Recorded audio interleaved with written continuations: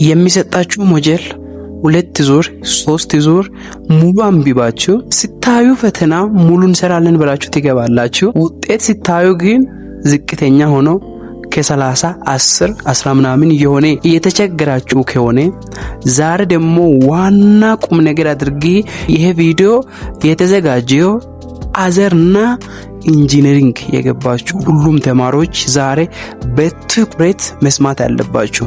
ምክንያቱም እንደምታውቁት የእናንተ ብዙ ተማሪዎች እርግጠኛ ሆነን ማውራት የምንችለው እናንተ የፈለጋችሁት እናንተ ያሰባችሁት እናንተ ያቀዳችሁት ሌላ እያለ ብዙ ተማሪ ያለ ፍላጎት ያላሰበውን አዘርና ኢንጂነር ገብቶ እየተጨናነቁ እናያለን።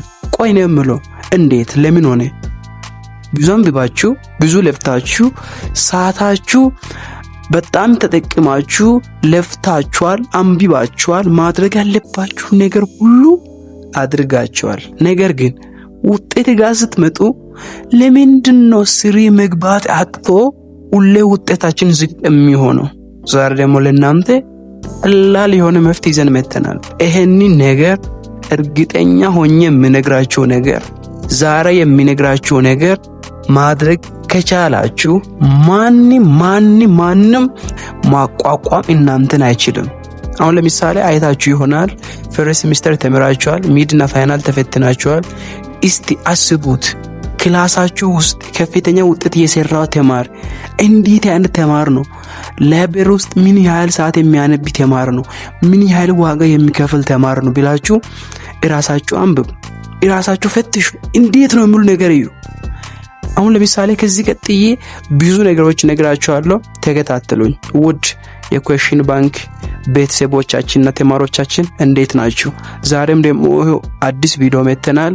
በተለይ በጣም ቪዲዮ እንሰራለን ይቻላል። ትንሽ ሰዓት ቆይተናል፣ ምክንያቱም በጣም ብዙ ልጆች አንብበናል፣ ለፍተናል። እንደምታውቁት እኛም በተለይ ለሚድና ለፋይናል የሚጠቅማችሁ ብዙ ጥያቄዎች እየሰራን ነበርና ነገር ግን እኛ ያሰብነው ሌላ ነበረ፣ እኛ አቅደን ነበረው ሌላ ነበረ፣ ነገር ግን የመጣን ውጤት ሌላ ነበር እያላችሁ የነበራችሁት አንድ ለአንድ ለምን ውጤታችሁ እንደቀነሰ ለምን ዝቅ እንዳለ ለእናንተ መልስ ለመስጠት መጥተናል።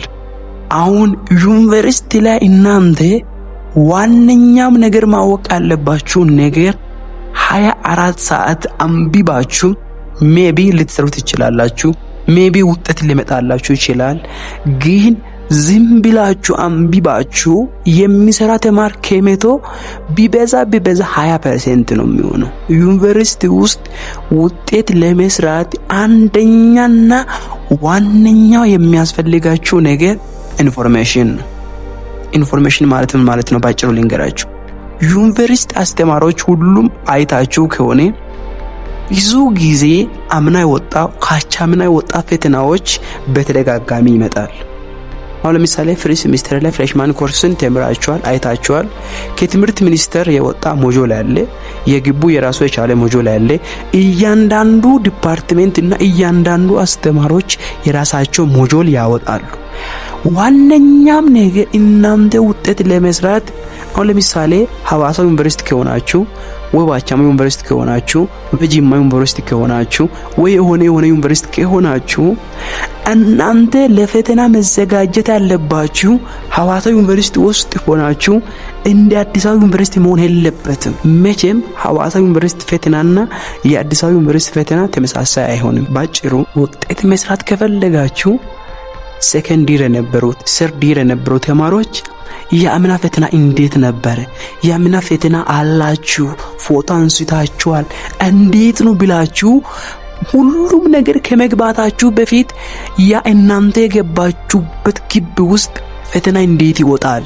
አሁን ለምሳሌ አይታችሁ ከሆነ እነ ጅማ፣ እነ ሐዋሳ፣ እነ አዳማ፣ እነ አዲስ አበባ ያሉ ዩኒቨርሲቲዎች ፈተና የሚያወጡት ቀጥታ ከሞጁል ኮፒ ፓስት የሚያደርጉ ሳይሆን አንድን ሐሳብ ይዞ ያቺን ሐሳብ ወደ ኮንሰፕት አይሮ ነው የሚያወጡት።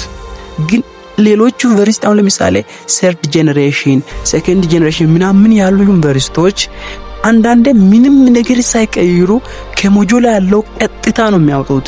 አሁን ለምሳሌ እናንተ ከሞጁል ቀጥታ ቦታ የሚያወጡ ዩኒቨርሲቲ ውስጥ ከሆናችሁ የሐዋሳ የምናምን የሚሉ የፈርስት ጄኔሬሽን ዩኒቨርሲቲ ፈተና አይታችሁ ኮንሴፕቹዋሊ ተዘጋጅታችሁ ከገባችሁ ምንም ውጤት አትሰሩ። አንደኛና ዋነኛ ውጤት መስራት ከፈለጋችሁ ዩኒቨርሲቲያችሁ እንዴት አይነት ፈተና ያወጣል የሚለው ነገር መርዳት ያለባችሁ። ዶንት ፎርጌት፣ ይህንን ሐሳብ እንዳትረሱት። አንደኛና ዋነኛ ውጤት መስራት ከፈለጋችሁ የግባችሁ ኢንፎርሜሽን ፈተና እንዴት ይወጣል የሚለው ነገር በደንብ መርዳት አለባችሁ። ሁለተኛው ደግሞ ስታነቡ ቀለል ብላችሁ አንብቡ፣ በቃ ያለምንም ችግር። እውነት የምነግራችሁ ነገር አንዳንድ ልጆች አሁን ምንም ሳይገባችሁ ምን አንብባችሁ ምንም ነገር አይመልሱም፣ ግን ላይብረሪ ውስጥ ዝም ሚሎ ጠዋት ላይብረሪ፣ ከሰዓት ላይብረሪ፣ ማታ ላይብረሪ፣ በቃ አይምራችሁ ፍሪ ሆኖ ለመቀበል በቃ አንዳንድ ሰዓት ጌን ለማድረግ አይምራችን ሬዲ ይሆናል። በዛ ሰዓት አይምራችሁ ሬዲ የሚሆንበት ሰዓት ላይ እስከ 9 ሰዓት ለምን አይሆንም አንብቡ። ነገር ግን አይምራችሁ እምቢ ያለ በግድ ማታ እንቅልፍ እየመጣችሁ እያለ እንቅልፍ እያስቸግራችሁ ዝም ብላችሁ አታነቡ። በቃ ዘና ይብላችሁ አይምራችሁን ለመቀበል ዝግጁ የሆኑበት ሰዓት ብቻ አንብቡ። ሶስተኛና ዋነኛው በቃ አትጨናንቁ። የሚገርማችሁ ነገር ነው፣ ባለፈው አንድ ተማሪ ደውሎ እንደዚህ አለኝ፣ የኛ ግቢ አንድ ተማሪ ራሱን አጥፍቷል ምን አለኝ። ለምን አልኩና ለምንድን ነው ለኔ አዘር የደረሰኝ? እኔ መማር የምፈልገው ሌላ ዲፓርትመንት ነበረ። ስለዚህ ይሄኛ ዲፓርትመንት ከሚማር ራሴ ማጥፋት ይሻለኛል ብሎ ራሱን አጥፍቷል ምን አለኝ። እናንተ ማየት ያለባችሁ ነገር ያለፈው ነገር በምንም ታምር ማስተካከል አትችሉም። አሁን ግን ያላችሁ ሰዓት ያላችሁበትን እዚህ ቦታ ከሆነን መፍትሄው ምንድነው ብላችሁ ማሰብ ነው እንጂ ሺህ ጊዜ አስባችሁ የምታመጡ ለውጥ የለም። ሜት ተፈተናላችሁ። ከተፈተናችሁ በኋላ ሜት ላይ የፈለገው ውጤት ይምጣ፣ የፈለገው ነገር ይሁን፣ በቃ መቶ ሜድ ካለፈ በኋላ ለፋይናል መዘጋጀት። ሜድ 10 አመጣው ሜት እንዲሆንኩኝ ማለት ትታችሁ ያለፈው ነገር መቶ። ዋነኛው ነገር ለእናንተ እዚህ ማየት አለባችሁ፣ ፈርስት ሚስተር ለአንደኛ ሴሚስተር ውጤት አንብባችሁ ለፍታችሁ መስራት አቅታችሁ ከሆነ የኔ ችግር ምንድነው? እኔ እንዴት ያነበብኩት ነገር ወደ ውጤት መቀየር አቃተኝ ብላችሁ ራሳችሁ መፈተሽ። መጀመሪያ ያነበባችሁ የነበራችሁበትን ስታይል መቀየር፣ አርዳችሁ መቀየር ነው እንጂ መጨናነቅ ጭራሽ አያስፈልግም። ስለዚህ እኛም ደግሞ አሁን ዋነኛም ነገር ቅድም እንዳልነው ኢንፎርሜሽን የተባለው እያንዳንዱ ተማሪዎች አሁን አዘርና ኢንጂነሪንግ የገባችሁ ተማሪዎች ላይ የትኛም ዩኒቨርሲቲ ፈተና ፈልገን ለእናንተ እንደሚመቻችሁ አድርገን ቴሌግራም ግሩፕ ከፍተናል። ኩዌሽን ባንክ ብለን ወይስ ስክሩ ላይ እንደምታዩት ኩዌሽን ባንክ ብለን ከፍተናልና ቴሌግራም ላይ ገብታችሁ ኩዌሽን ባንክ ብላችሁ ሰርች ታደርጋላችሁ። እዚህ አሁን ዩቲዩብ ኮሜንት ላይ የትኛው ዩኒቨርሲቲ ተማሪዎች እንደሆናችሁ የዩኒቨርሲቲያችሁ ስም ትጽፋላችሁ። ከዛ እኛ ደግሞ እንደ ዩኒቨርሲቲያችሁ ቴሌግራም ግሩፕ ላይ ፈተና ሁሉንም ዩኒቨርሲቲ ፈተና ፈልገን ለእናንተ ፖስት እናደርጋለን በጊዜው።